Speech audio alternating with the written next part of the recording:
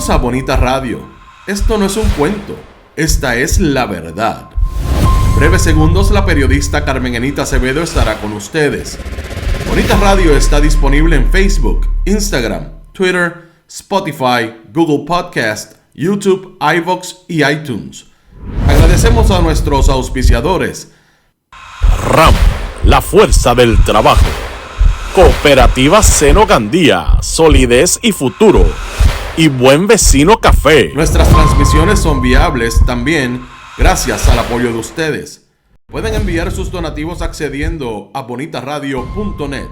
Allí podrán realizar su aportación a través de PayPal o tarjetas de crédito. También pueden realizar su donativo por ATH Móvil Negocios a la Fundación Periodismo 21. O pueden enviar un cheque o giro postal a PMB número 284, P.O. Box 194000, San Juan, Puerto Rico 00919-4000. Bonita Radio, esto no es un cuento, esta es la verdad. Con ustedes, la periodista Carmen Enita Acevedo. Bueno, parece que el problema de la internet y el problema de Luma Energy nos quiere perseguir para este repaso. Yo voy a hacer un intento y no me voy a dar por vencida. Y conmigo está el compañero Rodrigo Otero Goico, que va a hacerlo el programa conmigo, pero tenemos que hacerlo desde donde está él versus donde estoy yo, porque créanme que la internet está potrona, como dirían en country, y tan potrona que ahora mismo no sé si estamos saliendo, pero bueno, Rodrigo, te voy a pedir que le dejes a nuestros internautas tus saludos, a ver si lo logramos. Bienvenido. Muy buenas tardes al repaso 2022. Este repaso llevamos una semana y media en el intento, Carmen Enit, sinceramente. Yo te voy a decir, yo te voy a preguntar algo. ¿Tú crees que esto tenga que ver algo con que nosotros parece que le vamos a dar bien duro al año del gobernador de Puerto Rico, Pedro Pierluisi? No me extrañaría. Yo, si fuera él, estaría preocupado, pero no sé.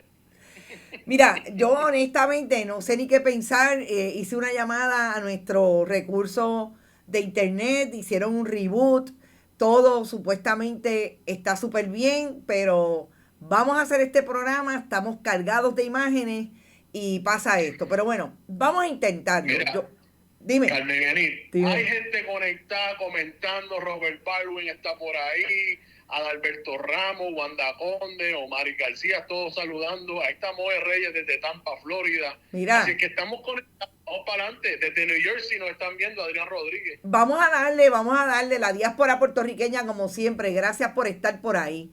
Rodrigo, yo creo que nosotros tenemos que empezar definitivamente estableciendo cuál ha sido el año desde el gobierno de Puerto Rico y esa figura que se convirtió en gobernador del 32% el pasado 2020. Yo quisiera empezar diciendo que el gobernador de Puerto Rico nos proponía imágenes en el 2022 que estaban por esta línea.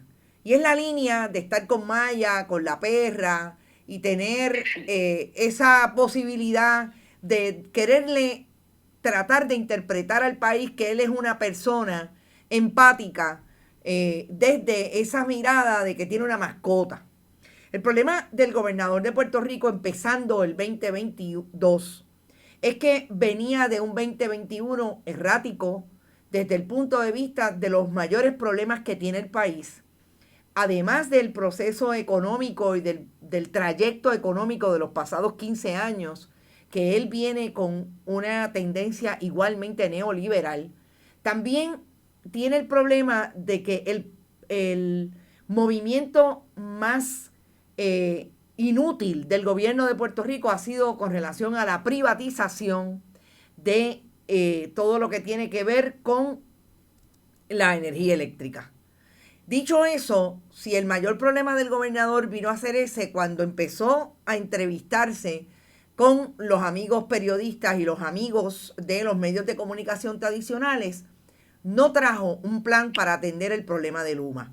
Y a mí me parece que uno de los grandes problemas que ha tenido la administración de Pedro Pierluisi precisamente ha sido el manejo de un proyecto de privatización a través de energía eléctrica de Luma Energy, que no ha dado resultado, que no da pie con bola, a pesar de todos los intentos que ha tenido el gobierno de Puerto Rico de querer establecer que su gente, la gente que ellos mantienen como personas de su confianza y que quieren establecer que son los que conocen la Autoridad de Energía Eléctrica y por ende se quedaron en Luma, terminaron siendo los miembros del Partido Nuevo Progresista que le hacen las elecciones cada 4 años a ese partido. Así que yo creo que lo primero que tenemos que decir es el fiasco del gobernador como administrador, pero sobre todo como portavoz de noticias contundentes y proyectos de futuro para el país en ese inicio del 2022. Si hay así. Parece que se cayó el en vivo. No, aquí nosotros estamos bien, así que si se cayó el en vivo, que estén pendientes porque entonces el programa lo sacamos más tarde, pero no, definitivamente nosotros estamos aquí. Y si te parece, Rodrigo, quisiera algún comentario tuyo con relación a esto de Luma para irnos a buscar el perfil del gobernador alrededor de su figura y sobre todo en el momento en que el país tiene serios fogones prendidos al inicio del 2022 con los aumentos de salarios que no se dan, una economía siempre en bajada, una junta de control fiscal que sigue siendo el gobierno de facto del gobierno de Puerto Rico, de facto en Puerto Rico. ¿Cómo tú crees que queda esos primeros meses del gobernador para ir definiendo su personalidad política y sobre todo las investigaciones y las informaciones que traemos que lo colocan como una persona con grandes intereses y grandes participaciones en el proyecto neoliberal y privatizador del país? Si me preguntas, si me pides que le dé una nota, pues le tengo que dar F. Si hay una más baja, pues se la puedo dar. La situación con Luma ha llegado a la insostenibilidad. Muchas personas no tienen confianza en el servicio y él aparentemente vive en un mundo donde sí el servicio está llegando a todo el mundo. Tú sabes que a nivel personal los retos que tenemos en esta área de la distribución tú lo de vives Luma, todo el tiempo. Ese es mi comentario, es que ha sido nefasto.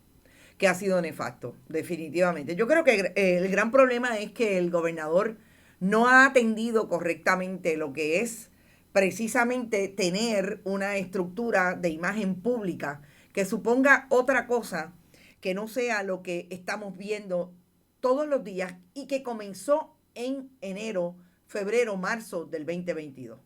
Yo creo que para delinear y seguir tratando de establecer esa imagen que trajo el gobernador desde esas primeras portadas de entrevistas, etcétera, también es importante señalar que el gobernador de Puerto Rico se metió muy temprano en la posibilidad de que se le identificara con lo que para mí es uno de los fogones prendidos más enérgicos a través de todo el país.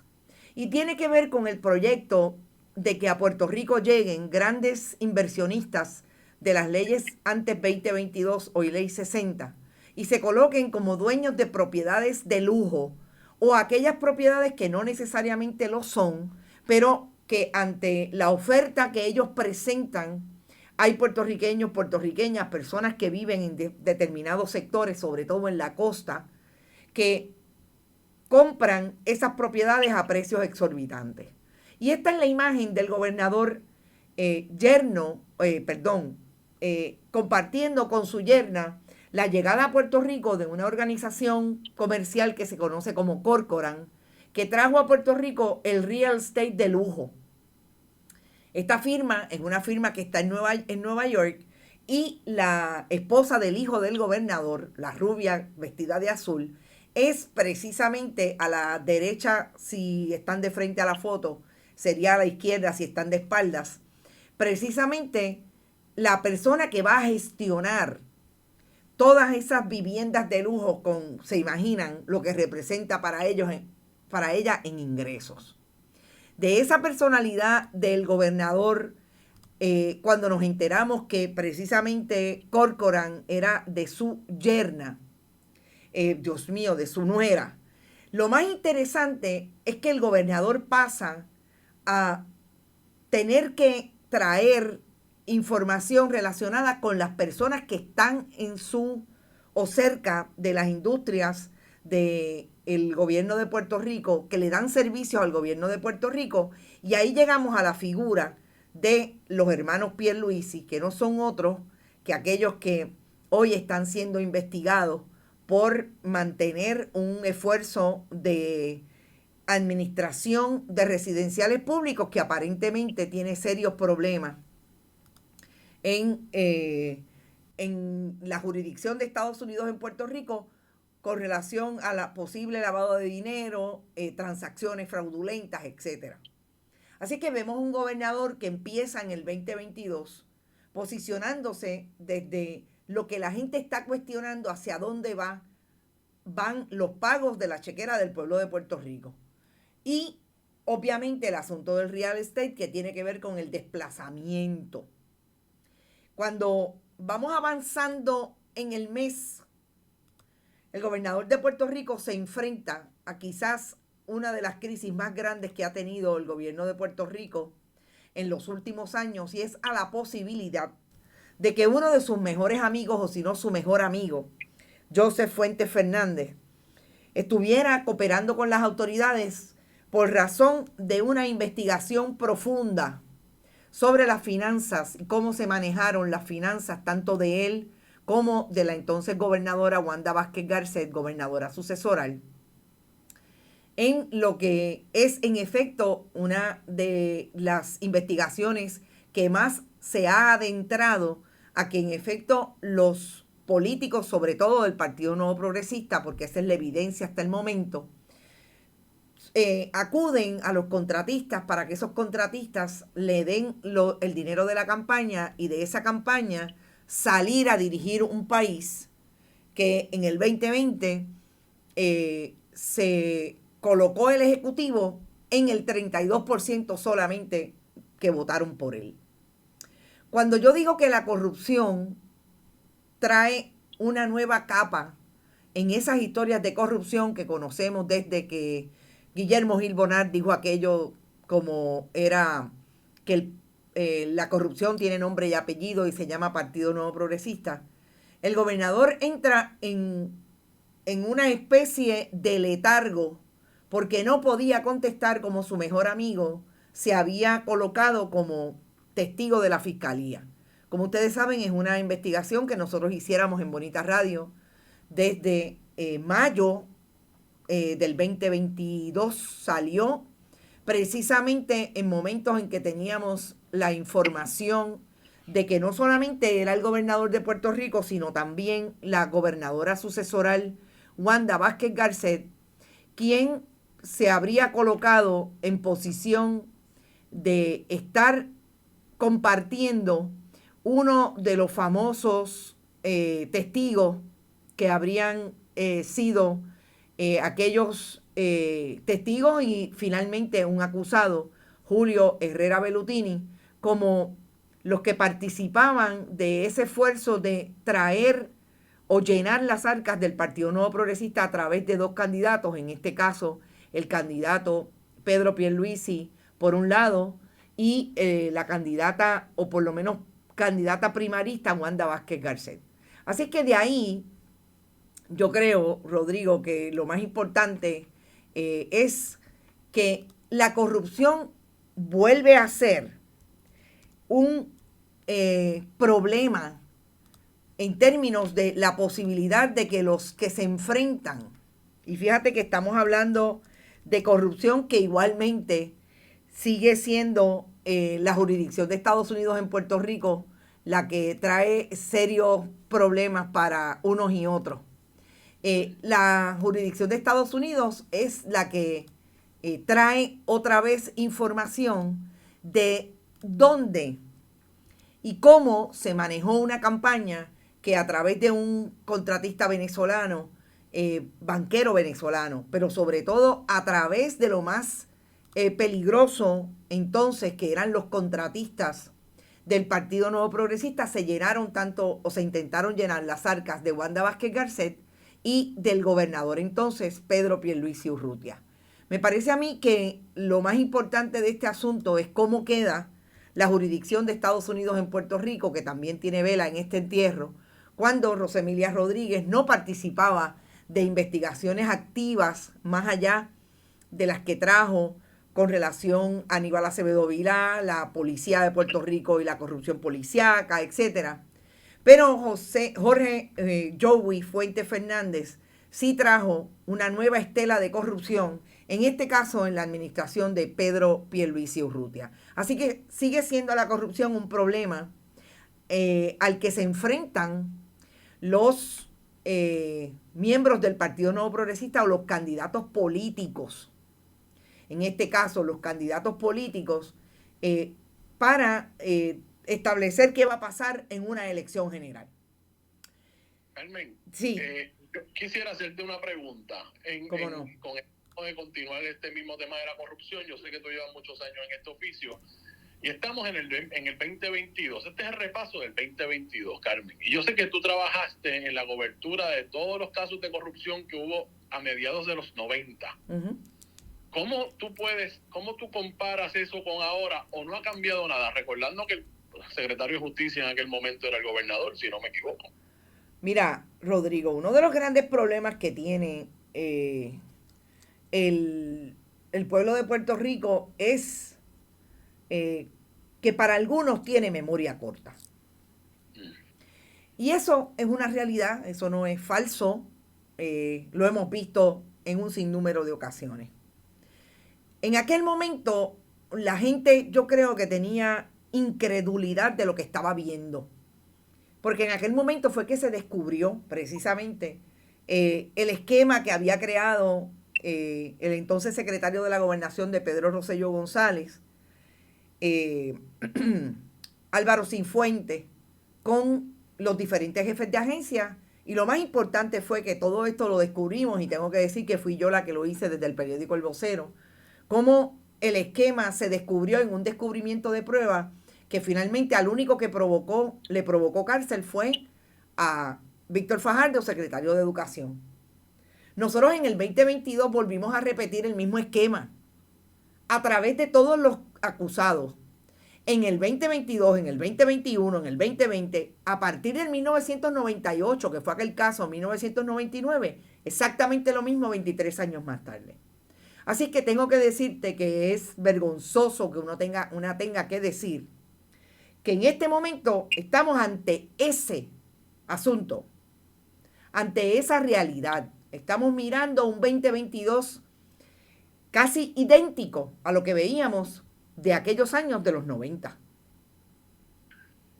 Es lamentable que tengamos que recordar por lo mismo, o sea, porque estamos pasando por unas situaciones increíbles, o sea, hay cosas que, y yo comparto esta interioridad con ustedes, de que a veces yo le digo a Carmen Enrique, no, eso yo no, ella me pregunta lo mismo y yo digo, no, y ella me dice, hay que estar pendiente, y en efecto, eventualmente las cosas ocurren. Es interesante ver cómo en 30 años poco ha cambiado en algunas cosas. Exactamente, mira, y son poco menos de 23 años, poco más de 23 años, si vamos a hablar del 1999 versus lo que estamos viendo ahora, son 23 años, pero se supone que en 23 años el muchacho o la muchacha ya ha crecido, y créeme, yo creo que la gente está mucho más atenta ahora, yo creo que esta nueva realidad de nuevos medios alternativos, de dónde estamos con relación a ese posicionamiento de la información como una prioridad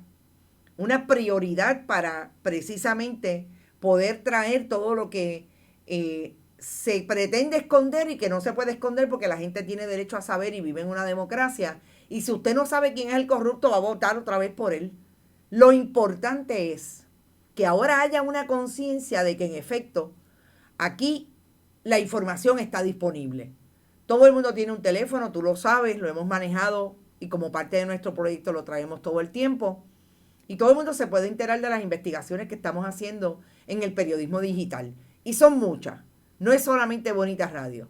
Así que la información está ahí. Lo más importante es aquilatarla y traerla apropiadamente. Mira, yo quiero terminar este asunto de la corrupción con algo que no es menos importante y tiene que ver definitivamente con lo que pasó alrededor de Salvemos a Puerto Rico.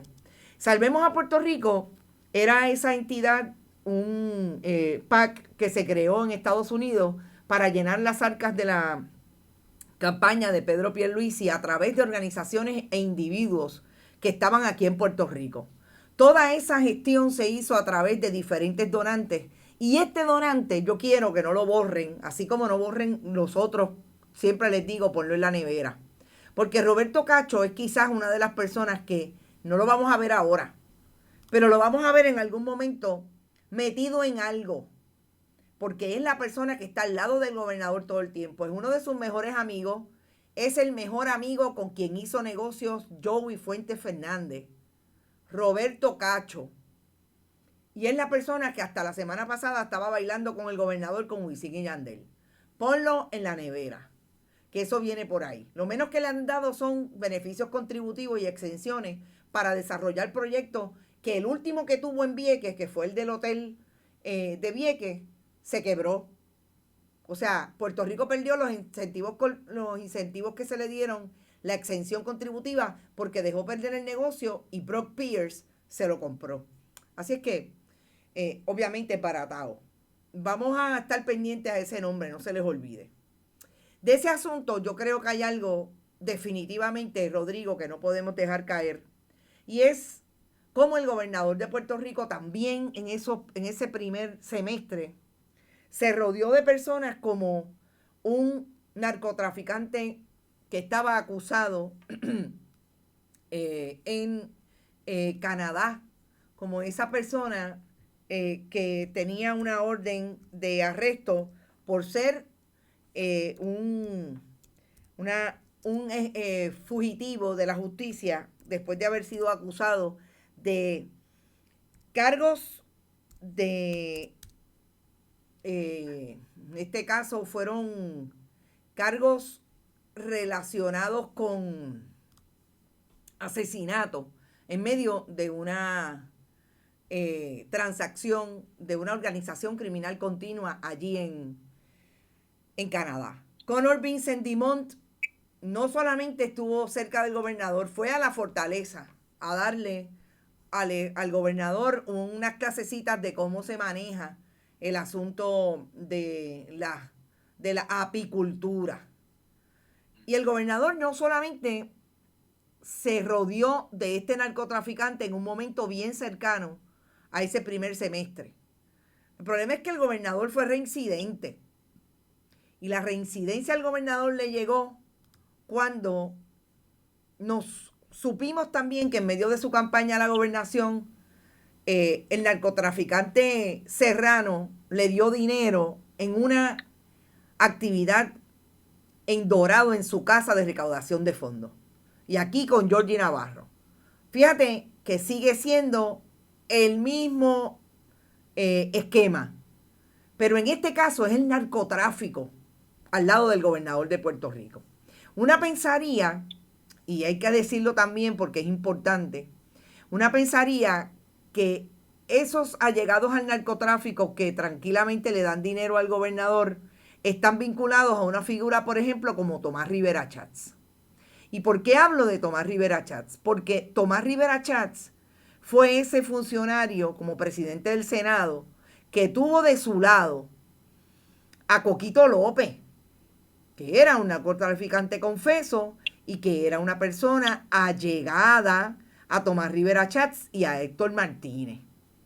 Y cuando una ve eso, una dice, bueno, pues no necesariamente son los mismos. El problema es que ahora encontramos que a Pedro Pierluisi también los narcos le dan dinero.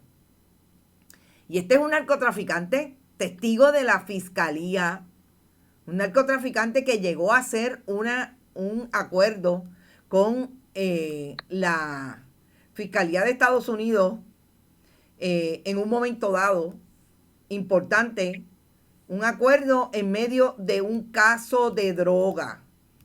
Y por eso es que yo les digo que nosotros pensábamos que podíamos ver a Tomás Rivera Chats en esa, pero no.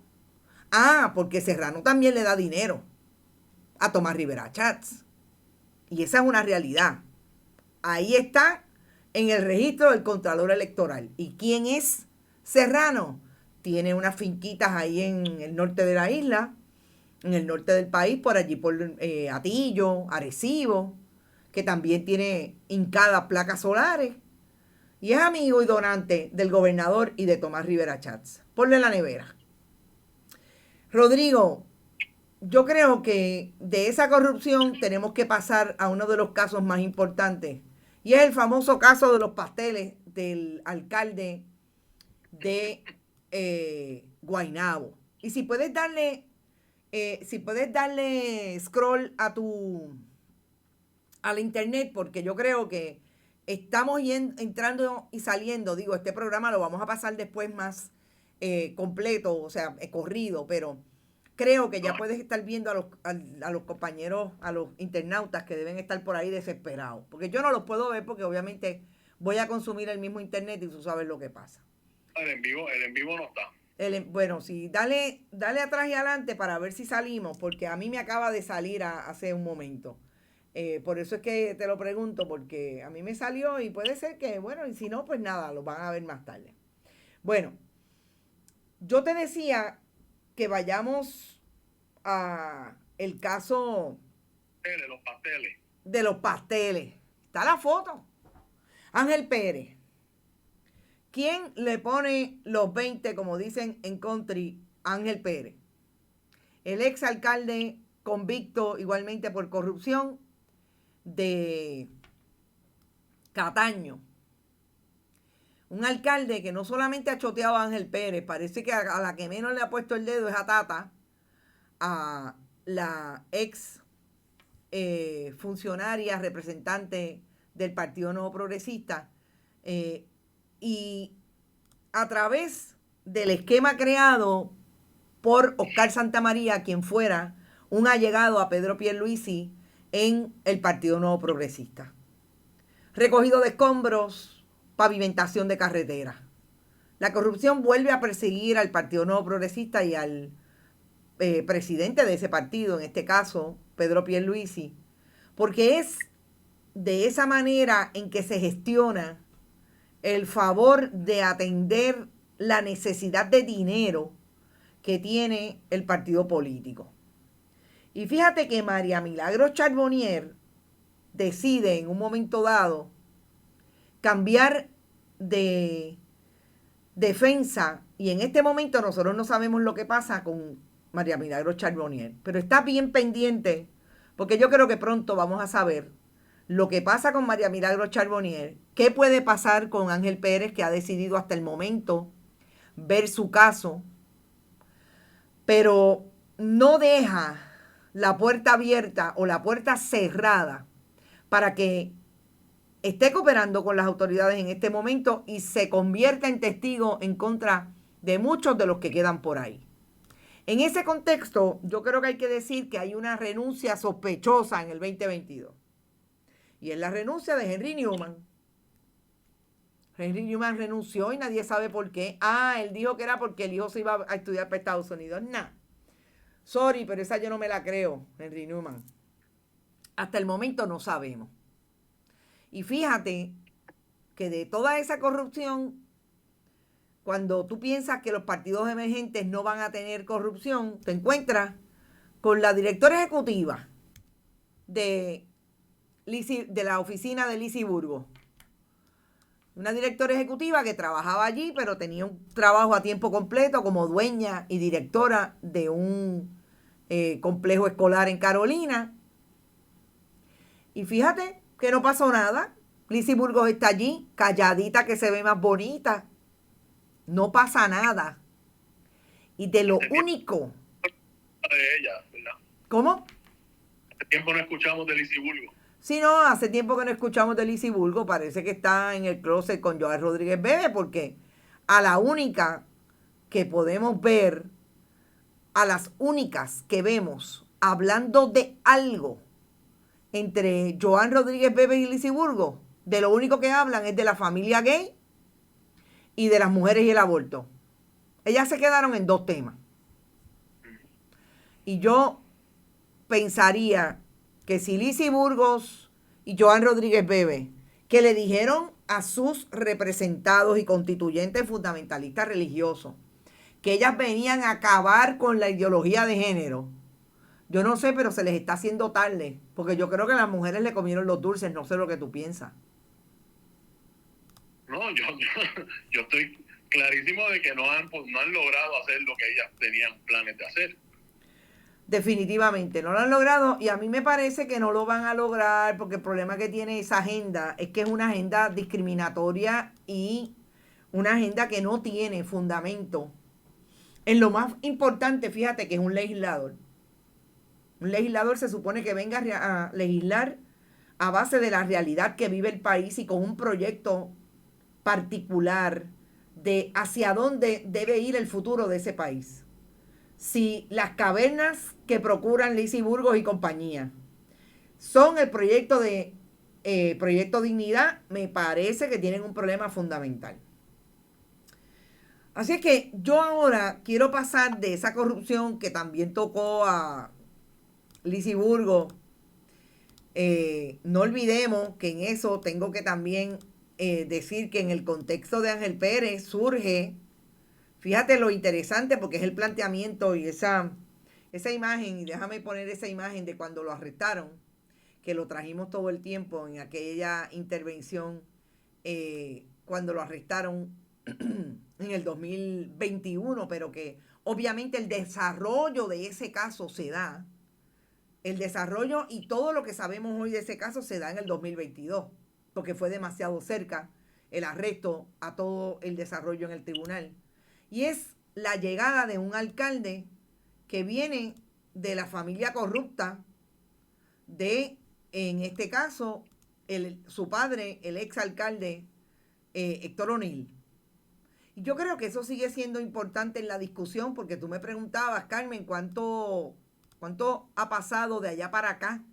¿Y cómo ha cambiado la realidad? Pues no ha cambiado mucho, porque imagínate, del padre tenemos al hijo, con lo que significa eso. No estoy diciendo que haya sido corrupto, todavía no tenemos esa evidencia, esa información, porque no ha pasado.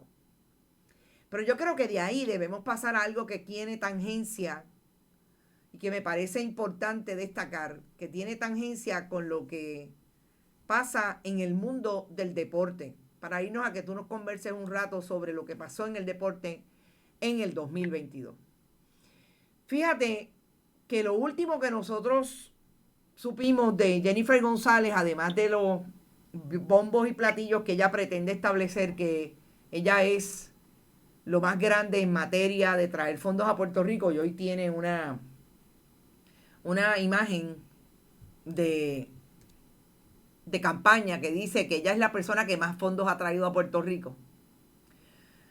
Me parece que es la intervención que tuviera hace menos de un mes Alexandria Ocasio-Cortez con Jennifer González, cuando Jennifer González se atrevió a cuestionarle la puertorriqueñidad a Alexandria Ocasio-Cortez. Yo creo que la diáspora estuvo clara, la diáspora le contestó a Jennifer González, pero yo quiero que veamos, y lo voy a repetir porque es cortito. Bueno, no es cortito. Quiero que veamos lo que me parece que es el momentum más importante que tuvo Alexandria Ocasio-Cortez contra Jennifer González, sobre todo desde ese discurso xenofóbico y discriminatorio contra los propios, y digo xenofóbico porque es que ella trata a Alexandria Ocasio-Cortez como si no fuera puertorriqueña. Y fíjate que es interesante en el análisis ese lapsus que tuve de la xenofobia, porque aun cuando Alexandria Ocasio-Cortez no lo fuera, es discriminatorio igual el comentario de Jennifer González con relación a la puertorriqueñidad y a la manera en que la diáspora puertorriqueña atiende sus asuntos. Yo voy a poner el video y comentamos ya mismo y entramos a esos asuntos de identidad que son tan importantes, que tú puedes también traer a través de el discurso deportivo del 2022. Acknowledge that rightfully some of the criticisms of what is not in this bill. It is not perfect, but we have fought tirelessly to expand the transparency where previously there was less, and there is still more to go. It does not address reparations. It does not address the issues of Act 20, Promesa, and Luma, but I am confident that in solidarity with movements on the island, we will solve these issues and achieve those victories as well. I also want to note that decolonization is more than a vote. It doesn't happen just with a vote. It is a social, political, cultural, economic, and psychological process that extends far beyond the floor of this House. That being said, the gains that are made here are a watershed moment. And I would like to thank, first and foremost, my incredible mentor, Representative Nidia Velázquez, who has fought for the people of Puerto Rico for her entire career and her entire life. I'd like to thank our other colleagues, Chairman Grijalva for elevating this issue, Leader Hoyer for making this a priority, as well as Representative Commissioner Gonzalez Colon. I'd also like to thank grassroots advocacy organizations, as well as our partners in the Independence, Free Association, and statehood parties. These gains are incredibly important, and they are a waypoint and a stepping stone for the future of our island. And, I think it sends a very strong message to all. And for there to be any vote, we hope, prior to any vote, we hope that the energy of people both in the diaspora and on the island are here. And lastly, but certainly not least, as we ring out in the refrain that is said among people across the world and Puerto Ricans across the world, yo sí soy boricua, pa' que tú lo sepa. And I yield my time back to the chair. ¿Qué te parece? Yo sí soy boricua, para que tú lo sepas. ¿No te parece que ese es el momentum más importante frente a Jennifer González de Alexandria Ocasio-Cortez en el 2022? Ciertamente, y la reacción de Jennifer González a esto, de tildar como una situación de barrio neoyorquino, la actitud es la interesante. Me pareció muy interesante esa reacción también, Carmen. Bueno, me parece que es la reacción de una persona que la cogieron con los calzones abajo, como dirían en mi barrio. O sea, Jennifer González no tiene juego de pies para enfrentarse a Alexandria Ocasio-Cortez. Jennifer González lo menos que ha hecho en el 2022, y aprovecho esta coyuntura para traerlo, es, ante toda posibilidad de que sea un fiasco, porque lo que quiere es ser gobernadora, casarse con este hombre para tratar de atraer a los fundamentalistas religiosos y así poder ser la candidata del Partido Nuevo Progresista. Serios problemas tiene Jennifer González. Jennifer González de lo único que puede hablar, y habló en el 2022, es de aquellas supuestas, y digo supuestas porque nadie nunca las ha visto, porque son realmente dinero, es realmente dinero que llega a Puerto Rico por muchas vías, menos por las vías de haber votado por ellos Jennifer González en el Congreso, porque sabemos que no tiene voto, lo único que tiene es voz, y se atreve a seguirle mintiendo al 32% de estadistas de Puerto Rico. Así que sí, yo creo que Jennifer González tiene un gran problema, y tiene un problema porque tienen que aprender que no es lo mismo llamar al diablo que verlo venir, y allí no creo que la respeten en Washington, como decía ella. Me parece que Alexandria Ocasio-Cortez le puso la tapa al pomo, como decían en country. Me parece que está clarísimo. Bueno, amigo, yo creo que ahí tú tienes un tema en el asunto de la identidad puertorriqueña y cómo se definen, que tú me dirás qué pasó con relación a eso en el 2022. Y si quieres, podemos empezar por lo que me parece que es afirmación de identidad boricua deportiva, que es la pérdida de Anita Lalande. ¿Y quién fue Anita Lalande para el espacio escenario deportivo en Puerto Rico?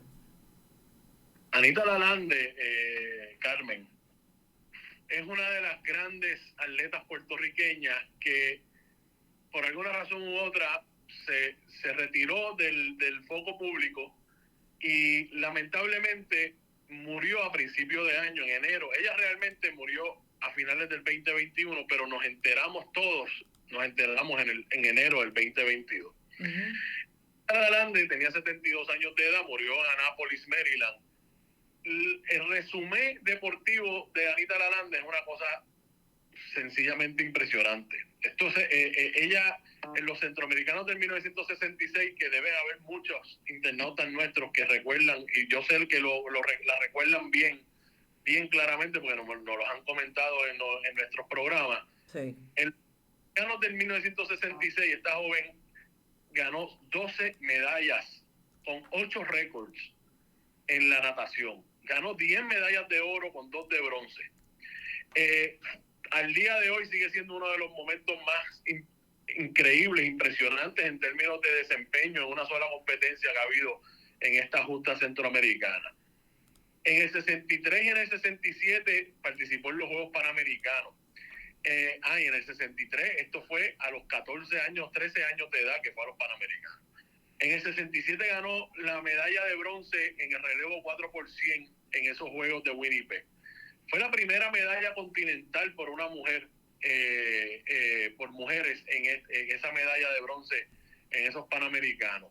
Lamentablemente, como les dije, ya murió el 19 de diciembre del 2021, pero realmente nos enteramos todos acá en enero del 2022 sobre su fallecimiento. La pérdida de Anita Lalande tocó a muchas personas, y es de esas figuras, Carmen, como dije al principio, que no estuvo en el foco público por muchos años. Nosotros en un momento dado tuvimos contacto con ella para ver si podíamos entrevistarla, pero realmente ya no tenía el interés No recuerdo. Pero ciertamente Anita ha tocado muchísimo al deporte puertorriqueño y sigue siendo una de las más grandes atletas en la historia puertorriqueña. Sí, yo recuerdo esa imagen de Anita Lalande en algún momento en la historia deportiva. Obviamente mi papá era un deportista, una persona que participó del deporte puertorriqueño siempre y siempre estaba enfocado en las grandes figuras. Así es que sí, me parece importante traer el asunto de Anita Lalande. No sé si tengas otro tema ligado precisamente a lo que es la identidad. Claro que sí. En este año, nuestra gran medallista de oro olímpica, Yasmín Camacho Quinn, participó en el Mundial de Oregon de atletismo y también en la final de la Liga Diamante. Y Yasmín se ha convertido en un ejemplo cuando uno habla de esa identidad puertorriqueña de la diáspora. Uh-huh. Y yo quiero dejar algo bien claro aquí, porque yo creo que no se ha hablado mucho de esto. Yasmín Camacho Quinn no fue una fenómena atleta de un día para otro. Esto es una joven que desde bien pequeña la están monitoreando y la están reclutando para participar en distintas universidades, y entre ellos estaba la Federación de Atletismo de Estados Unidos detrás de ella. O sea que ella desde un principio tuvo la oportunidad de representar a Estados Unidos si lo hubiera deseado. La realidad es que su deseo era representar a Puerto Rico. Se sabía que Yasmín Camacho Quinn era una posible medallista olímpica desde muy temprano en su vida. Y ella decidió representar a Puerto Rico porque la considera su patria. Y esa afirmación de su puertorriqueñad ha seguido siendo, desde esa medalla que ganó el año pasado, porque esas Olimpiadas pues fueron con un año de atraso, ha seguido siendo esa reafirmación no solamente de toda la comunidad deportiva, sino precisamente de ella, porque ella sigue representando a Puerto Rico en todos estos eventos deportivos con la bandera de Puerto Rico y con el nombre de Puerto Rico en su pecho, Carmen. Definitivamente es parte de eso que hemos hablado tantas veces, de lo que es querer ser puertorriqueño más allá de lo que te dicen puedes ser o no. Fíjate que nosotros venimos de hablar de lo que es una Jennifer González que hasta cierto punto niega la capacidad que puede tener una persona de establecer vínculo con su país, más allá de que vivió, nació en Puerto Rico o no. Yo creo que parte de lo que tiene Jennifer González como problema para atender lo que pasó con Ocasio-Cortez es precisamente el no haber podido traer claramente, más allá de lo que dijo, lo que significa ser puertorriqueño para una persona de la diáspora. Y yo creo que en eso tienes razón, que Yasmín Camacho Quinn le dio mano y muñeca a todos los estadistas que dicen que quieren ser Estado y que niegan la ciudadanía puertorriqueña. Nadie lo puede recordar quizás en un contexto más apropiado, que es que en un momento dado Puerto Rico tuvo, cuando Juan Maribraz vivía y su amigo Fufi Santori, fíjate que estamos hablando de deporte, identidad puertorriqueña a través del deporte. Nadie puede negar que el mejor momento fue aquel momento en que ambos renunciaron a la ciudadanía americana para advenir como ciudadanos puertorriqueños legalmente. Y el Tribunal Supremo de Puerto Rico así lo determinó. Así es que, bendito, me apena, ¿verdad?, que haya gente que todavía se sienta en ese otro lado de la historia. Hay dos cosas más que me gustaría compartir contigo. Claro. Otro tema es la pérdida que tuvimos este año también de Johnny el Indio Báez. Este jugador de baloncesto puertorriqueño que nos llevó el nombre de Puerto Rico tan lejos como España, a la Liga Española, y tan reciente como hace un año y medio lo nombraron uno de los 10 mejores refuerzos que hubo en esa liga, que se considera una de las 2 mejores ligas del mundo. Lamentablemente falleció el 25 de enero de este año a los 86 años de edad. Fue jugador más valioso del baloncesto superior nacional en el 57, en el 63. Fue campeón en anotaciones en España en el año 59, en el 60. Fue el mejor jugador, el mejor anotador en los Juegos Panamericanos del 59. En esos juegos habían jugadores como Oscar Robertson y Jerry West, que se dieron cuenta ese año 59 fue bien bueno para Puerto Rico en el baloncesto, porque no solamente ganamos esa plata en los Panamericanos, sino que llegamos cuartos en el Mundial de Chile. Pues Johnny Báez ciertamente fue uno de esos grandes atletas que transmitió la puertorriqueñidad alrededor del mundo, Carmen Elisa. Definitivo. Me hablaste de 2 casos. ¿Cuál es el otro caso? El paso fino de Puerto Rico, yo creo que me gustaría mencionarlo como algo de identidad. Claro. ¿Por qué? En la UPR, la Universidad de Puerto Rico, el recinto de Mayagüez, junto a colaboradores de Estados Unidos, Suecia y Ucrania, llevaron a cabo un estudio, Carmen, que básicamente buscaba si en efecto el paso fino o el caballo del paso fino que tenemos en Puerto Rico era puramente puertorriqueño, y esas pruebas de ADN confirmó que el paso fino de Puerto Rico se originó del caballo criollo de Puerto Rico, sin contribución ninguna genética de otro caballo de América del Sur. Esto fue una tesis de maestría de la estudiante puertorriqueña Nicola Ayala.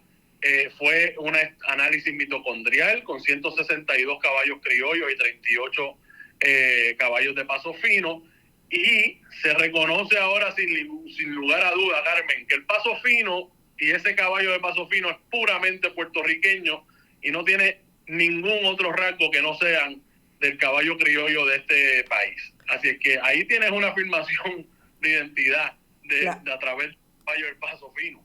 Claro, claro. Y es interesante porque se vincula la ciencia, ¿no? De qué manera, que también es un asunto de identidad. No es lo mismo la ciencia estadounidense que la ciencia que se produce en Puerto Rico, que procura, en este caso, ir directamente a establecer un asunto de identidad, como tú dices, en este caso, en lo que es un esfuerzo deportivo que tú me aclaras, pero me parece que es uno de los esfuerzos deportivos que Puerto Rico ha mantenido a pesar de los pesares, porque no somos un país donde se pueda hablar de que se fomenta el asunto del trabajo con con estos equinos de paso fino. Ciertamente, es un deporte que se ha mantenido muy familiar. Yo con la experiencia que he tenido con la industria del paso fino, se ha mantenido bien cerrada entre los mismos criadores y los mismos entrenadores y demás. Y hay una nueva generación de puertorriqueños que están abriéndose más, tratando de exportar un poco más el deporte del paso fino, pero ciertamente siguen siendo muy protectores del deporte y de la raza. Exacto. Bueno, pues yo de ahí, no sé si te parece que nos vayamos a lo que me parece son los fogones prendidos que han habido en el país en este 2022. Yo soy de las que sostengo que el fogón prendido del caso de la destrucción de los mangles y la destrucción del hábitat natural de las mareas Bahía Estuarina de Jobos en Salinas es quizás uno de los fogones prendidos que se pueden colocar del lado de Rincón y Sol y Playa en el 2021, como aquellos que empezaron a promover y a provocar que en el país hubiera una discusión profunda sobre lo que está pasando en nuestra costa. Y todo lo que pasó en las mareas propone precisamente la invasión de personas no necesariamente del área de Salinas, la invasión porque invaden un espacio natural que otro les vende, sí, naturales de allí de Salinas, les vende para destruir el hábitat natural, en este caso los mangles, que tanto han protegido al país en el pasado de los huracanes y otros desastres climatológicos. Las imágenes que estamos viendo son las imágenes de precisamente lo que nosotros hicimos como trabajo de continuidad a nuestra investigación, porque fuimos en Bonita Radio los que trajimos precisamente toda la información que ubicaba en el caso de las mareas, del registro de la propiedad, de cómo se vendieron estos terrenos y quiénes fueron las personas que compraron estos terrenos y que provocaron lo que hoy conocemos como el desastre natural quizás más grande que ha habido en el área sur de Puerto Rico. Este caso, como siempre digo, es un fogón prendido que todavía no se acaba. El Departamento de Recursos Naturales, después de mucho trabajo y de mucha protesta, está en los tribunales precisamente tratando de restablecer lo que ocurrió allí en las mareas, o sea, de sacar de allí a las personas que han mantenido esta propiedad bajo asedio, eliminando toda posibilidad de vida natural, instalando acueductos, las agencias pertinentes, no ha pasado nada con ellas, esperemos que si cambia el gobierno pueda haber alguna reivindicación de este desastre natural a través de las personas que dieron permisos, Autoridad de Energía Eléctrica, Autoridad de Acueductos y Alcantarillado, etcétera. A este fondo comprendido le siguen otros, pero a mí me parece que las mareas es uno de los casos más provocadores en términos de que podamos mirar cómo fue que se gestionó este fogón prendido. Otro fogón prendido en el área del trabajo definitivamente tiene que ver con el esfuerzo de los trabajadores de que tengan reivindicaciones salariales y el gobernador de Puerto Rico se haya expresado. Y yo voy a reconocer que quizás la primera vez en la historia de Puerto Rico de los últimos 30 años vimos a médicos que al día de hoy mantienen un activismo brutal en las redes sociales, llamando la atención de todo lo que está ocurriendo en el área de salud, pero sobre todo de la mala gestión económica que tienen como consecuencia de lo que ellos llaman la privatización del sistema de salud pública en Puerto Rico y del negocio que se ha instalado alrededor de los planes médicos. Uno de los esfuerzos que le contestó al gobernador también con protesta fueron los trabajadores de los restaurantes. Y yo quisiera que escucháramos también a los bomberos, también los bomberos fueron de los que se manifestaron, que escucháramos las palabras del gobernador, sobre todo cuando los bomberos se tiraron a la calle a protestar sobre este asunto. Vamos a escuchar al gobernador de Puerto Rico y así por lo menos tener una idea de cómo el gobernador reaccionó a lo que todo el mundo entiende que es justicia salarial, pero él tiene otra visión de lo que debe pasar con los empleados públicos, sobre todo los bomberos. No sobre eso. Fíjate, me puse a indagar con mi equipo de trabajo. Me informan que aparentemente la última vez que cuando se estableció la paga de los de los que laboran y reciben propinas en los restaurantes, barras, ese tipo de establecimientos, fue ya para el 1991, aparentemente. Y me informan que esa paga de 2.23 o algo así, o 2.25, es una cantidad, esa es la cantidad aproximada que reciben. En aquel entonces era la mitad del salario mínimo federal. Entonces yo lo que pienso es que si esto no se ha ajustado por alrededor de 10 años, que es lo que me están diciendo los que me asesoran, hace sentido que se haga un ajuste. Pero pues si vemos lo que ocurrió en aquel entonces, era más o menos la mitad del salario mínimo federal. Nosotros aumentamos el salario. Ahora mismo el salario mínimo federal sigue siendo $7.25 la hora. Lo que pasa es que nuestro salario mínimo, que es el que aprobó la legislatura y yo firmé la ley, está en $8.50. Así que la mitad de $8.50 sería como $4.25. No es que yo le esté recomendando, porque realmente este tema ha surgido ahora. Entiendo que hay un proyecto en la Asamblea Legislativa o algún tipo de proceso en curso. Así que para resumir, mi inclinación o mi juicio sería que si se ajuste para que sea algo parecido, que se haga algo parecido a lo que se hizo allá en el 1991. Hace sentido, porque sí reciben propinas. Por cierto, entiendo que la ley federal exige que se le pague, que el patrono le pague el salario mínimo federal si por alguna razón, por vía de propinas, no lo logra. O sea, no llega a esa compensación. Entiendo que el reclamo de los que trabajan en estas instalaciones comerciales es que eso no siempre ocurre. Y que por eso es bueno que se establezca por lo menos un mínimo. Pero vuelvo y digo, si nos dejamos llevar por lo que se hizo la última vez que este tema se atendió, pues se estableció más o menos la mitad del salario mínimo que reciben el resto de los trabajadores. Fíjense que el gobernador de Puerto Rico no parece que le preocupa. Esto fue poco más de mayo, lo que pasa con los trabajadores, los meseros. Con relación a los bomberos, y pensaba que estaba en este audio, que son audios que no vamos a votar jamás porque son lapidarios. Con relación a los bomberos, dijo que aquí que los bomberos tenían que estar en el área de trabajo porque aquí no se puede protestar, porque ellos son un servicio esencial de seguridad. Ese es el gobernador de Puerto Rico sobre los fogones prendidos con relación al trabajo. Yo creo que de ahí nos debemos ir, porque es importante establecer quién ha sido Caridad Pierluisi en todo esto.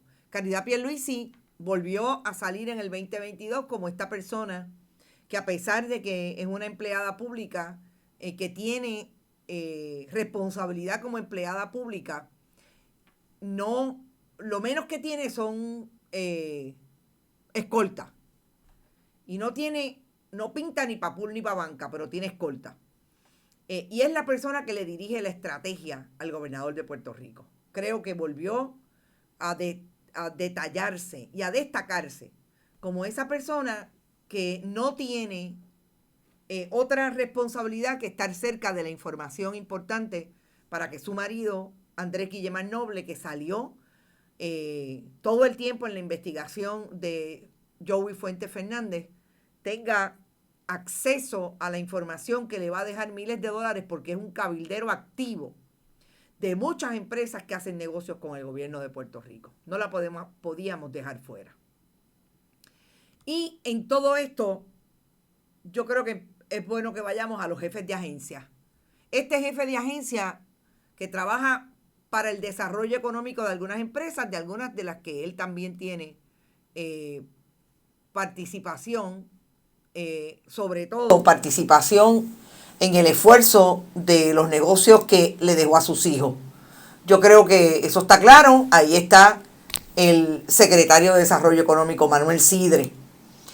Lo que botó la bola en este momento fue precisamente el esfuerzo que hizo el gobernador de Puerto Rico para dejar a Enrique Volkers como la persona que lo va a orientar y va a hacer el proyecto de las próximas elecciones generales en el 2024, a pesar de que no rendía contribución sobre ingresos y no pasó el sedazo del Senado de Puerto Rico como el jefe de la Administración de Tecnologías y Información en el gobierno de Puerto Rico. Ponlo en la nevera, Enrique Volkers. Discúlpame, Carmen, pero yo tengo un fogón prendido. Ajá. En el deporte. No.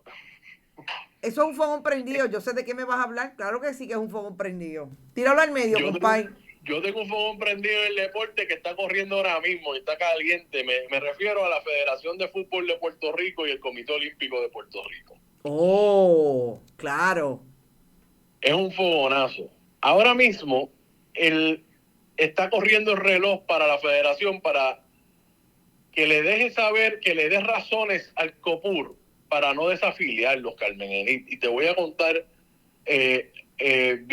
rápido qué es lo que ha pasado. La Federación de Fútbol de Puerto Rico en el mes de noviembre celebró una asamblea para aprobar los nuevos estatutos de su constitución.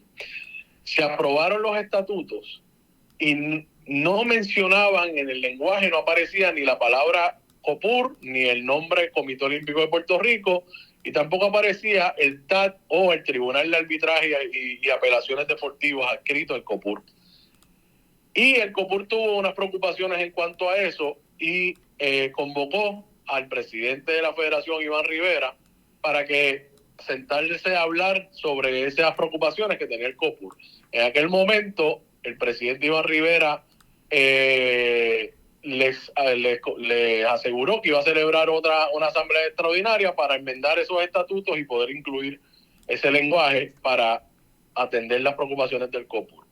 Eventualmente el COPUR pidió copia de todos esos estatutos después de aprobada en ese extraordinario el 5 de noviembre y se percatan, después de un estudio de todo el lenguaje, de que no están reconociendo al Tribunal de Arbitraje y Apelaciones Deportivas adscrito al Comité Olímpico de Puerto Rico. Y eso es un requisito de afiliación. Ahora mismo corre, como dijo ahorita, el reloj en contra de la federación, dándole hasta el 12 de enero para que le den razones al COPUR para no desafiliarlos. Uh-huh. La seriedad del asunto es que los atletas que pertenecen a esta federación están sumamente preocupados por el desenlace, particularmente el fútbol femenino, Carmen Enid, que clasificaron a los Juegos Centroamericanos que van a hacer este año. Y si la federación no está afiliada al Comité Olímpico de Puerto Rico, esa participación que se ganaron de manera justa, ese derecho a representarnos allá, podría estar en riesgo. Claro.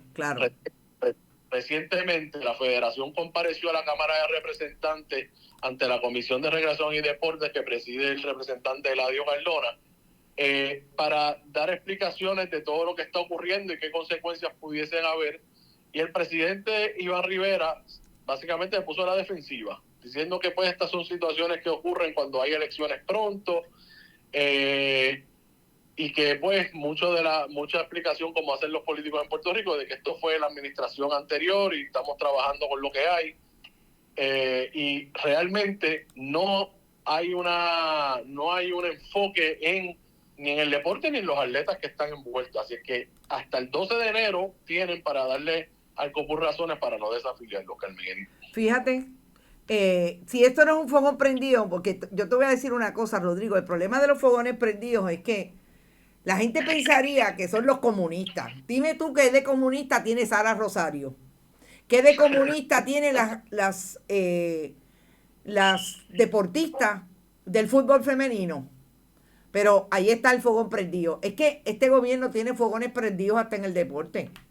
Así es. Yo quiero pasar, fíjate, tú tendrías algo que decirnos de Ray Quiñones, porque Ray Quiñones... Ese es el jefe de agencia del deporte en Puerto Rico. Ray Quiñones estuvo en su segundo año frente al Departamento de Recreación y Deporte, y su enfoque realmente, Carmen Enrique, lo hizo sin mucho ruido, tengo que decir. Ray Quiñones no surgió muchísimo durante este año. Lo que sí puedo decir de los esfuerzos de Ray Quiñones y el departamento fue que se enfocaron en mantener los eventos deportivos puertorriqueños corriendo, particularmente los Juegos de Puerto Rico, que recogen miles de atletas puertorriqueños o estudiantes atletas puertorriqueños para competir en esos Juegos de Puerto Rico, y se llevaron a cabo de manera exitosa. Ray Quiñones, como vuelvo y te repito, pasó muy bajito, bastante por debajo de radar durante este año 2022. También estuvo esforzando la ley número 108, la que se firmó, la ley número 108-2022, eso es producto del proyecto del Senado 1015, que financia la PRADO. La PRADO es la Puerto Rico Anti-Doping Organization, muchos nombres en inglés siempre, pero que es un requisito de la Organización Mundial de Antidopaje, y es un requisito de todos los países para que tengan eso establecido, y había unos problemas de financiamiento, y a través de esta nueva ley 108 del 2022, que fue impulsada por Ray Quiñones, se asignaron $200,000 anuales de un fondo especial recurrente para poder costear las operaciones de la PRADO, la Puerto Rico Anti-Doping Organization, Carmen Enrique. Bueno, yo creo que de ahí tenemos que pasar, hablando de Ray Quiñones, que es un funcionario, jefe de agencia del Ejecutivo, tenemos que pasar a un área que yo quiero destacar en este 2022, y es el performance, que fíjense cómo Rodrigo ha identificado el performance de Ray Quiñones, como un performance bajito, ¿verdad? El tipo hizo lo suyo en algunas áreas, pero sin dar mucha cara. Es interesante porque esto es un funcionario que no viene de ser un político activo. Nos encontramos que es PNP ahora que lo vemos en el esfuerzo de este gobierno. Pero yo quiero hablar, Rodrigo, el performance del secretario de Salud ha sido bien bajito, Carlos Mellado. No voy a reír. No, ¿cómo? Si ese es bajito, ay, virgen. Imagínate tú, yo lo tengo en esta imagen que nosotros hicimos para uno de nuestros programas. Mellado no sabe lo que pasa en salud mental. Yo quiero establecer que ahora vamos a hablar de los jefes de agencia y cuáles han sido sus comportamientos. Carlos Mellado es otro que también padece de tener amigos en los medios tradicionales y únicamente le contesta a esos medios tradicionales, sobre todo aquellos que padecen de tener un corte político partidista a favor del Partido Nuevo Progresista, partido de gobierno del 32%. En este momento, Carlos Mellado es este funcionario que no sabe lo que pasa en salud mental porque precisamente el fogón prendido que le prendió el periodismo de investigación independiente en ACES, es que en ACES tienen un informe que habla muy mal del desempeño de la privatizadora de salud mental, y nadie, ni siquiera el presidente de la Junta de ACES, que es Carlos Mellado, lo sabía. Dicen ellos que no lo sabían.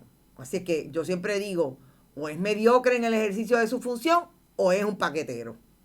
Y finalmente, Carlos Mellado, lo menos que pasa es que dicen que va a correr para una posición política, y está ¿dónde? En los billboards del Departamento de Educación, y hasta le desean felicidades.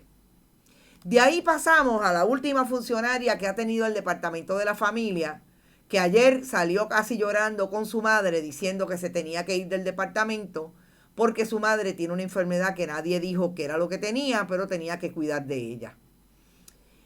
Una funcionaria que no participó de la discusión pública, quizás en ningún evento que pudiera proponer que alguien supiera cómo piensa la secretaria del Departamento de la Familia. Carmen González Maga pasa a la imagen pública, pero sobre todo a la historia de ese departamento como esa funcionaria que no tuvo mucho que decir y cuando tuvo que decir solamente dijo que se iba porque tenía que cuidar a su madre. Me parece que otro que peca de ser un funcionario al servicio del Partido Nuevo Progresista definitivamente es el secretario del Departamento de Hacienda, a quien yo he bautizado como el influencer que el Partido Nuevo Progresista saca cada vez que necesitan decir algo que le llene los ojos a la gente desde el entretenimiento. Y yo le digo al influencer porque él se posiciona, y ahí lo tienen con uno de los influencers del entretenimiento, siempre se posiciona desde ahí, habla de sus tenis de $400, etcétera, etcétera.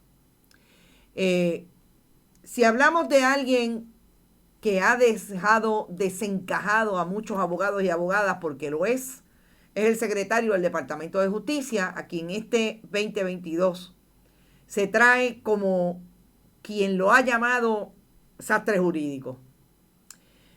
El secretario del Departamento de Justicia no se ha visto como Ana Escobar en las asambleas del Partido Nuevo Progresista, pero ha servido concretamente, sin ningún empacho, a los intereses de ese partido, sobre todo cuando se habla de investigaciones que hablaremos de eso próximamente, no en este programa, de investigaciones de funcionarios del Partido Nuevo Progresista, y ahí está el secretario estableciendo que no hay pruebas.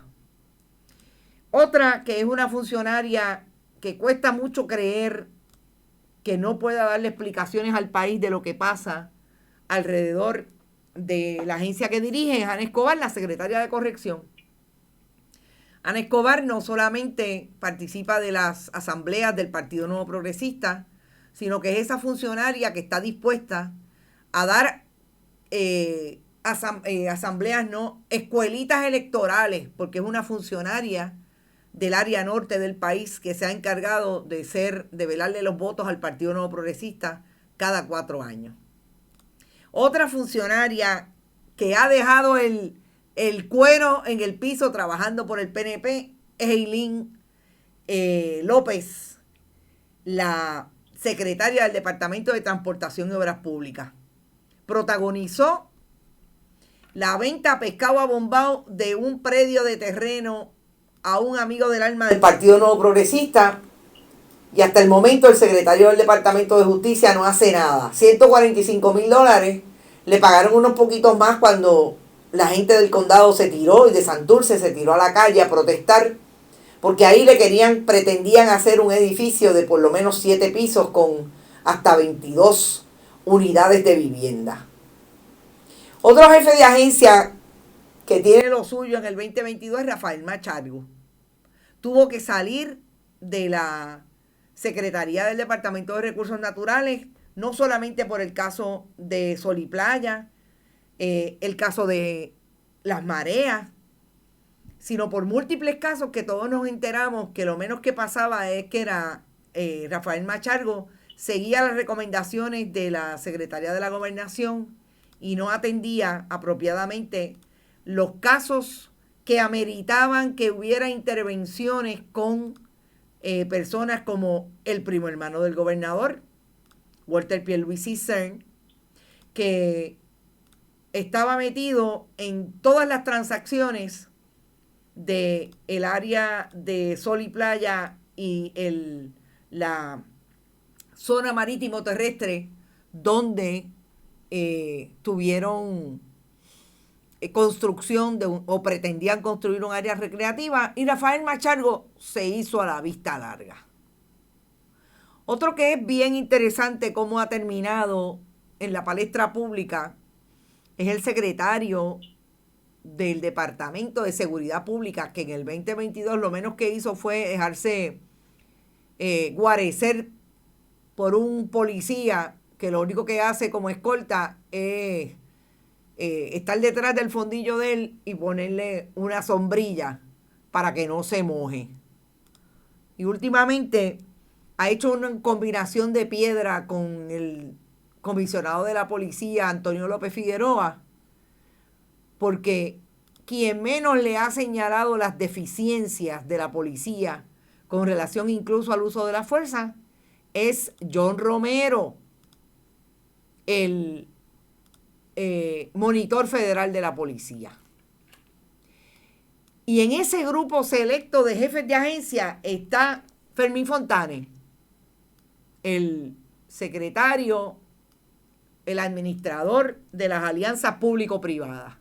Y Fermín Fontanes ha salido también como esa persona que está dispuesta a mentir en el esfuerzo de propaganda del gobierno de Puerto Rico en favor de Luma y a no establecer la capacidad que tiene o incapacidad que tiene el gobierno de Puerto Rico de fiscalizar a Luma. ¡Qué joyitas de jefes de agencia, amigo Rodrigo Otero Goico! ¿Qué te parece ese balance de jefes de agencia? Yo tengo una pregunta seria. O sea, que tú me tienes una pregunta, tú me vas a pegar un vellón, yo lo sé, pero dale. ¿Cuántos de agencia te contestan requerimientos de información y las llamadas, Carmen? 2. El periodismo independiente en general, pero a ti. 2.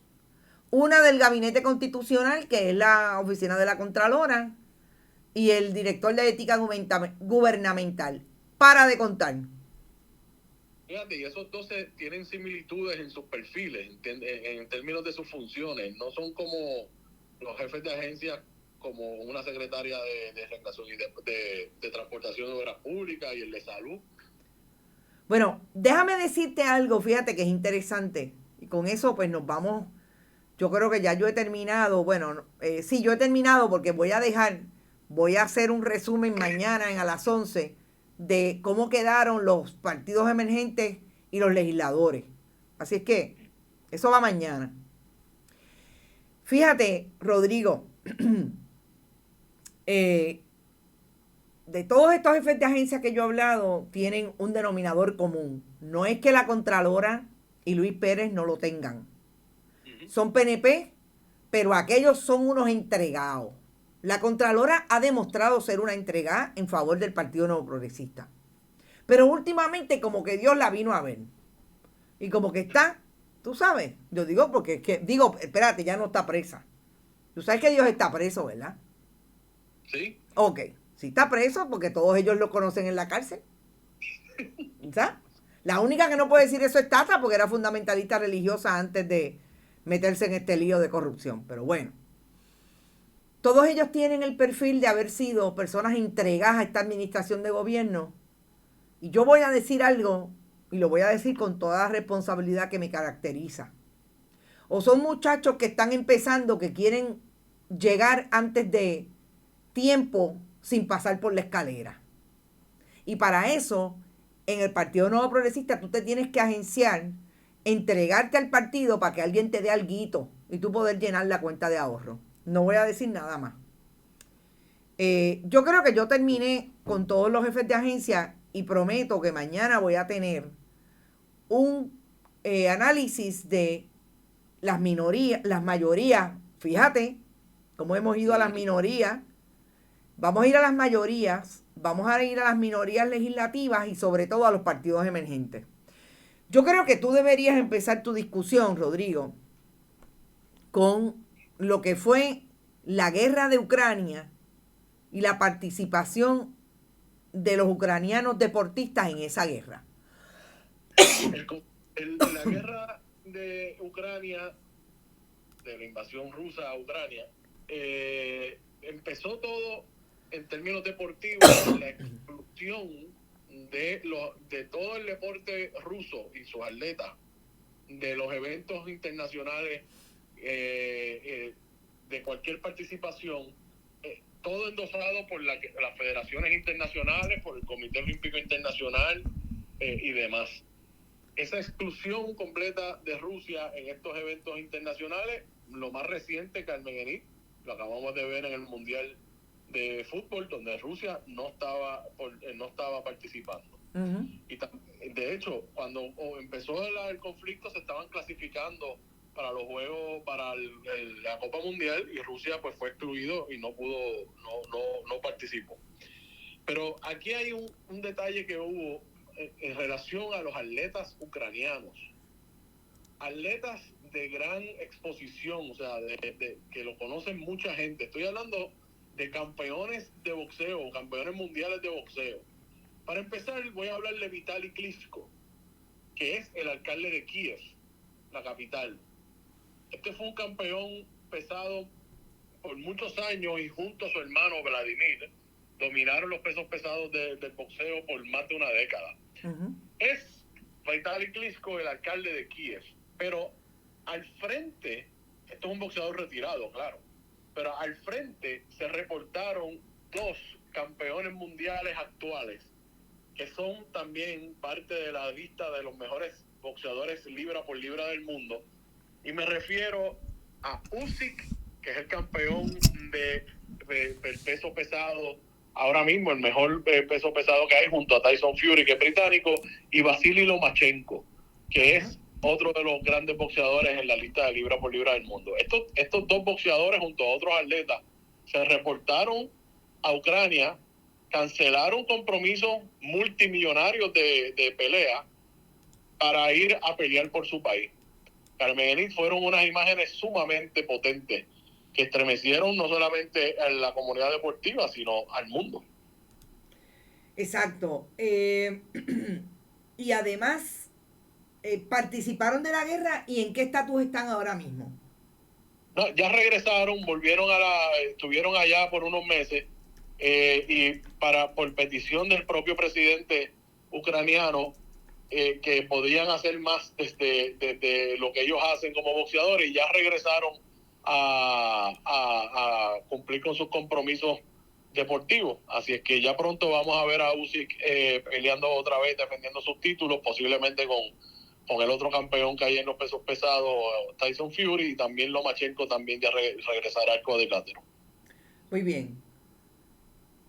Y además, sales de Ucrania, donde quedó, por ejemplo, Carlos Correa en el 2022. Carlos Correa todavía está corriendo eso, Carmen. Ayer yo estuve hablando en el programa largo y tendido del caso de Carlos Correa. Firmó un contrato, acordó un contrato con el equipo de San Francisco de $350 millones y 13 años. No se dio porque el equipo tenía una preocupación en relación a su examen físico. Ahí intervino el equipo de los Mets de Nueva York. Llegaron a otro acuerdo de $315 millones y 12 años. Y actualmente están todavía en negociaciones porque surgió otra preocupación en ese examen físico. Yo lo había dicho en el programa que para firmar con cualquier equipo tiene que pasar un examen físico igual.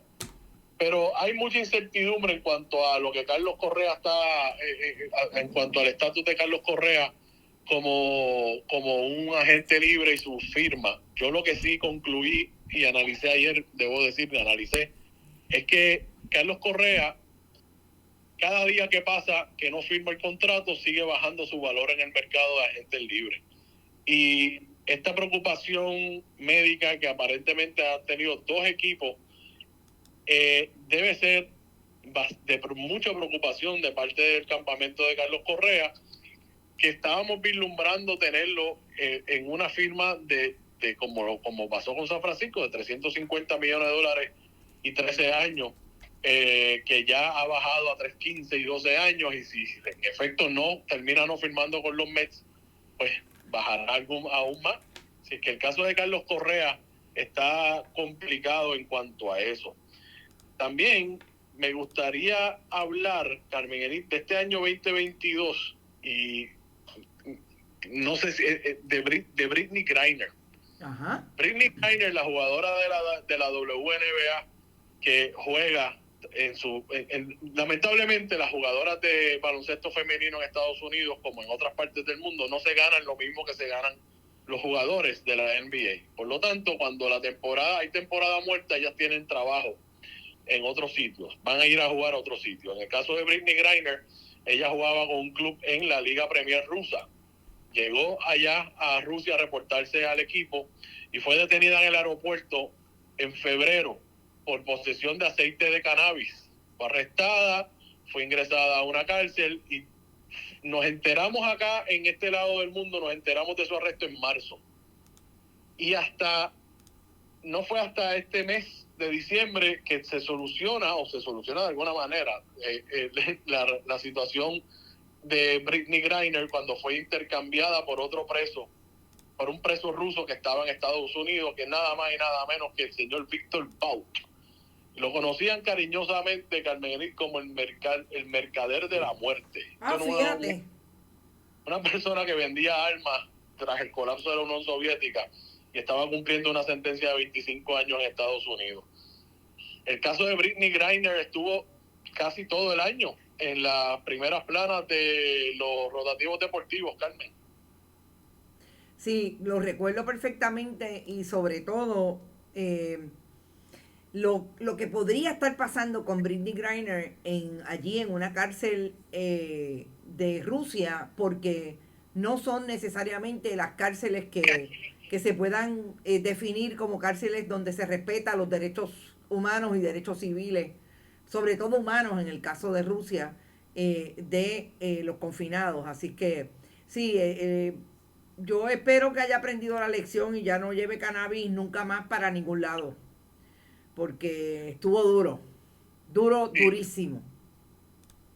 No sé cuál es qué próximo tema vas a estar hablando, pero a mí no me gustaría acabar sin hablar de 4 temas específicos, Carmen Enid. No, quiero que tú termines, porque yo no tengo más ninguno, como te dije. Ya voy a dejar las minorías y las mayorías de la legislatura y los partidos emergentes para un análisis que quiero hacer mañana a las 11 de la mañana. Así que terminamos con deporte. Pues yo no quiero terminar sin hablar bajo la misma línea de asuntos internacionales, sobre la victoria, no sé si llamarle una victoria, sino el desenlace de la lucha de más de 6 años que tuvo el fútbol femenino en Estados Unidos, en que la federación le pagara lo mismo que le pagan a los hombres. Estamos hablando del equal pay del equipo de soccer femenino, 4 veces campeonas mundiales, versus el equipo masculino que no ha ganado, nunca ha pasado de cuartos de finales en Copas Mundiales. Finalmente en este 2022 se les hizo justicia y finalmente van a cobrar lo mismo que cobran los hombres en ese deporte de fútbol, Carmen Enid. Definitivamente es una manera de ganar, pero sobre todo las batallas que dan las mujeres en el deporte para que haya igualdad, igual paga por igual trabajo, porque el deporte finalmente también es un trabajo desde el punto de vista de cómo lo manejan los países soberanos del mundo.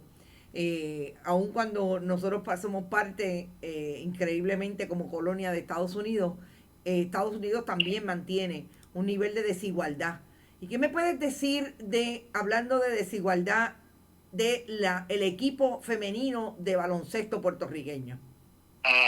Eso, si hay algo importante que ha pasado este año, Carmen, es el protagonismo de la participación de las mujeres en el deporte, particularmente aquí en Puerto Rico.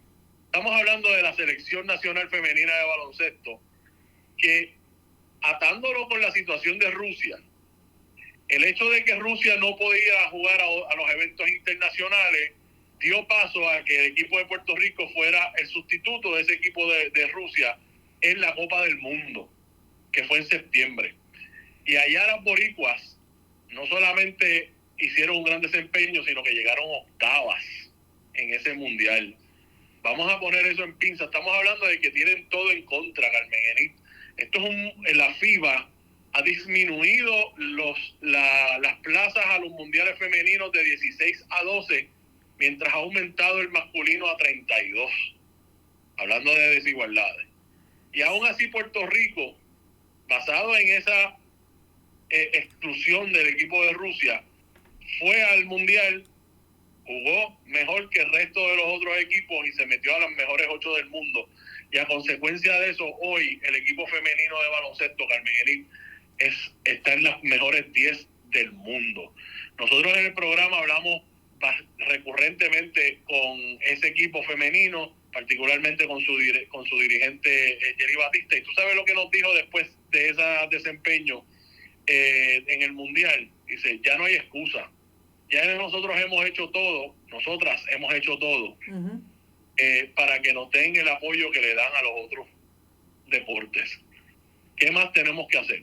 Ya son, eso dijo Jerry Batista, claro, ya son de las mejores del mundo, Carmen Enid. Que claro, 22 para ella, que ha sido la culminación, no ha sido la culminación porque esto continúa, claro, pero hace muchos años de trabajo que se ha hecho desde ese esfuerzo. Yo no quiero tampoco cerrar el asunto del deporte sin que me hables del joven voleibolista que no escogió jugar con la selección de Puerto Rico porque fue escogido a través del trabajo que ha hecho alrededor de un equipo colegial como parte de la selección de Estados Unidos. Gabriel García era posiblemente el talento más destacado que había jugando en nuestra selección nacional de voleibol masculina. Y sorpresivamente, porque le tomó por sorpresa a la administración de la Federación de Puertorriqueña de Voleibol, solicitó un cambio de ciudadanía deportiva de Puerto Rico a Estados Unidos, alegando que tenía mejores oportunidades allá. Después supimos que fue Gabriel García el que reclutó a Estados Unidos, y ciertamente, reconociendo el talento que tiene el joven, pues le abrieron la puerta para que así lo hiciera. La federación, a la solicitud del cambio de ciudadanía, se denegó, y finalmente fue un comité por la Federación Internacional de Voleibol que aprobó entonces el cambio de ciudadanía. Pero interesantemente, Carmen Enid, esto lo podemos atar con el tema de identidad. Hubo una reafirmación de la soberanía deportiva puertorriqueña en esta situación. Claro. Así que Gabriel García ya no pertenece a la Federación Puertorriqueña de Voleibol y está en Estados Unidos, me imagino que compitiendo para tener una plaza en la selección mayor de ellos. Claro, estamos hablando de que en la medida en que el joven dice no quiero estar más bajo la soberanía deportiva de Puerto Rico, ciudadanía deportiva puertorriqueña, escojo la de Estados Unidos, ahí se reafirma que hay país, lo que no hay es gobierno. Ciertamente, Carmen Enid. Si me permites, otro tema importantísimo este año, que no solamente fue un tema, sino fue un momento, fue la pelea de Amanda Serrano contra Katie Taylor en el Madison Square Garden. Como la pelea, toda la cartelera se hizo alrededor de ellas dos. La primera vez, Carmen Enid, que dos mujeres reciben bolsas millonarias por una pelea de unificación. En este caso, Amanda Serrano, campeona de las 126 libras, subió a retar a la campeona de las 135 libras, la irlandesa Katie Taylor, en lo que es ciertamente uno de los mejores momentos del año. Y de hecho, Carmen Enid, tan reciente como ayer, la cadena ESPN reconoció esa pelea como la mejor pelea del año en el boxeo femenino y reconoció el evento como el momento del año. O sea, estamos hablando de que estas dos mujeres, una de ellas boricua, Amanda Serrano, han roto el techo, lo hicieron triza en el deporte del boxeo con ese gran evento que tuvieron en el Madison Square Garden. Lamentablemente los jueces no vieron la misma pelea que nosotros, Carmen Enid, y eso parece más allá del desenlace de la pelea, la nuestra, en los ojos de todo el mundo que sabe un poco de boxeo, la vio ganar. Pero más allá de ese resultado, fue el evento y lo que estas dos mujeres han hecho por el deporte en general, Carmen Enid. Yo no sé cómo tú viste ese momento, porque fue grande. Tengo que confesar que la tuve que ver en replay. Wow. Pero mi papá diría, le robaron la pelea. Pero... No, Tacho. Ese programa, ese análisis que hicimos en Bonita Radio sobre esa pelea ha sido el programa más visto de más de una milla hasta el momento. Qué bien, qué bien. Bueno, Rodrigo, yo creo que nosotros nos estamos yendo para tratar de recomponer lo que ha sido este programa. No sé si lo vamos a pasar hoy. El programa está hecho. Lo más importante es que ustedes van a ver hasta el momento los momentos desde el Ejecutivo, las diferentes, sobre todo de la rama ejecutiva en Puerto Rico, los eventos, y no hable del racismo, y quiero hablar del racismo en Estados Unidos. Yo creo que mañana puedo hacerlo cuando sigamos a las 11 de la mañana este repaso del 2022. Y cómo también se pueden encontrar todos los asuntos políticos, sociales y económicos del país con lo que está pasando en el deporte o pasó en el deporte en el 2022. Agradecida, Rodrigo, de que hayas estado disponible para hacer este programa. No te olvides que tú tienes programa mañana y mañana es el último día porque el viernes nos vamos a tratar de despedir al año para venir con fuerza. Gracias, Rodrigo, por estar aquí y este mano a mano del deporte. Gracias a ti, Carmen Yaniri, y gracias a todos los internautas. Seguimos, nos vemos mañana a las 11 en Esto es lo Último. Éxito. Bonita Radio. Esto no es un cuento. Esta es la verdad. Este programa fue traído a ustedes por RAM, la fuerza del trabajo. Cooperativa Seno Gandía, solidez y futuro. Y Buen Vecino Café.